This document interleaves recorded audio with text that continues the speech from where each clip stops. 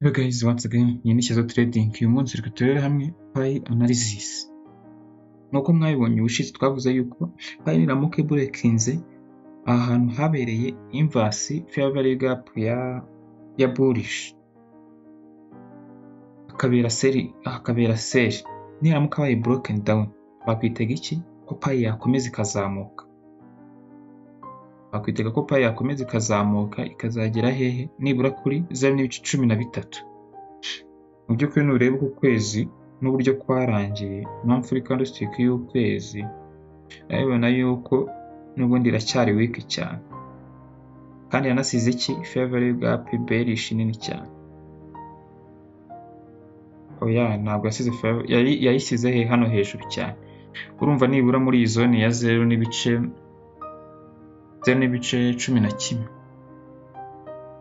ishaka kuzaza igatapingamo ikabona gukomeza igira iki? Iselling, cyangwa se igakomeza ipushinga aha ikazasubira kuri 0.30 y'amadolari.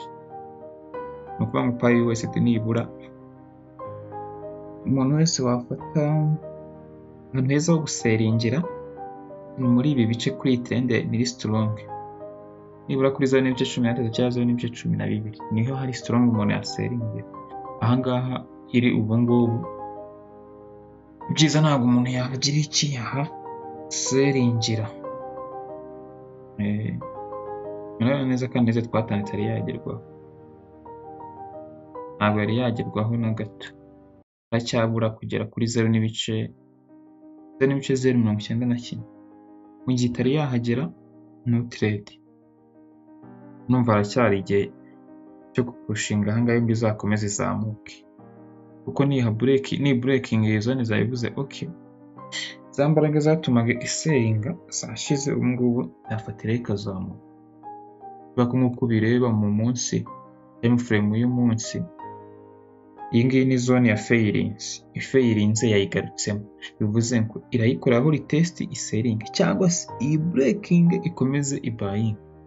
Niyi breaking rero turakomeza twe expecting igiciro kizakomeza kigapushinga aha kikageza nibura kuri 0.13 ipi kagera kuri 0.10 nini, ikageza 0.13 ahangaha y'amadolari, cyangwa se ikazanakomeza igafatirayo wenda simbizi, ariko nibura aho ngaho iyi zone izaba yayigezemo, igaruka gukora liquidity sweep muri iyi zone ya 0.15. So nuko nguko Pi USD imeze so far n'izo analyse zihari. Uvanga iyi zone niramuka iholdinze iyi zone, Pi irakomeza igira iki? Iselling ikomeza hano mpaka, ariko amahirwe menshi nuko irakomeza ikagira iki? Breaking iyi zone igakomeza igira iki? Ipushinga high. Yeah.